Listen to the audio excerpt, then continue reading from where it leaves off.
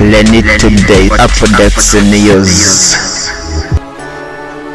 Igitondo cyiza, reka mbasuze kandi mbifurize gukomeza kugira ibihe byiza. Iyi Lenny Today Updates News kanizera ko mumeze neza, muragenda mudukurikira ku buryo bugiye butandukanye kuri TikTok ndetse na YouTube channel, hose twitwa Lenny Today. Ndero nari nshimimana daje mu kiganiro ubuzima n'imibereho ngo tugende tuganira byinshi bigiye bitandukanye.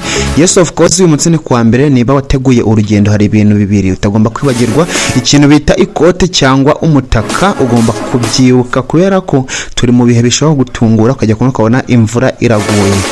Yes, hari ibindi bintu udashobora kwibagirwa mu gihe ugiye mu rugendo runaka, by'umwihariko ukeneye service. Ikintu cya mbere, ikarita y'indangamuntu cyangwa icyangombwa cyose muri rusange. Ndavuga ikarita ndangamuntu, ikarita ya mituweli cyangwa indi karita yose y'ubwishingane mu kwivuza, hari karita y'urugendo ndetse n'andi makarita agiye atandukanye.